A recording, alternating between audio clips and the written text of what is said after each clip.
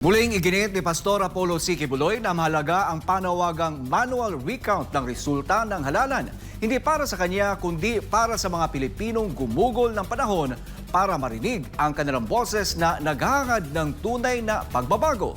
Narito ang balita ni Hannah Jane Sancho.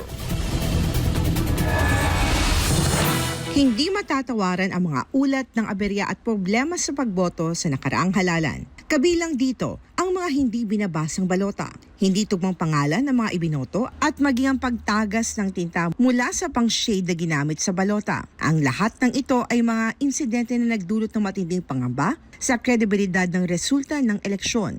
Kabilang sa mga nakaranas ng problema ay si Atty. Raul Lambino, isang senatorial candidate na mismo ay nagkaroon ng aberya sa kanyang pagboto. Ako ay talagang biktima nitong hindi maayos na sistemang pinaiiral sa pagboto.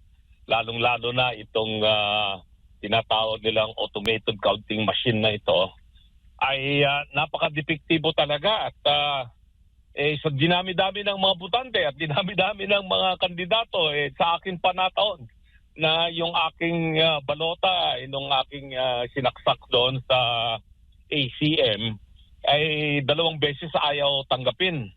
Sa kabila ng paulit-ulit ng pagsubok ng ipasok ito ng mismong Board of Election Inspector, lumabas na blanco ang resibo na patunay ng problema sa sistema. Dahil dito, muling hinimok ni Pastor Apollo C. Quiboloy ang COMELEC na gamitin ang motu proprio powers nito para magsagawa ng manual recount of votes.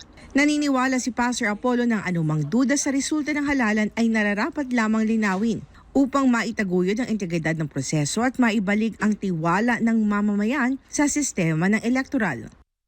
Ang proposal na nga natin, specified places lang, maski 10. 10 places specified, 5 cities, 5 probinsya.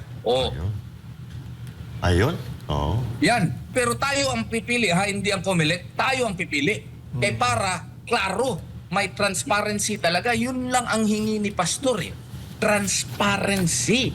Because we owe it to the people that the Commission on Elections should be transparent in its processes. Ayon kay Atty. Israelito Torreon, tagapagsalita ni Pastor Apollo C. Quiboloy, hindi lamang ito panawagan, kundi isang hamon sa COMELEC para patunayan ang kanilang mandato na protektahan ang sagradong boto ng bawat Pilipino. It is the only agency empowered by the 1987 Constitution to administer and supervise the election of our Republic of the Philippines. And since there is grave doubt insofar as to its integrity is concerned, then they should correct the doubt. They should institute measures on its own so that the doubt of the people will be erased or at least minimized.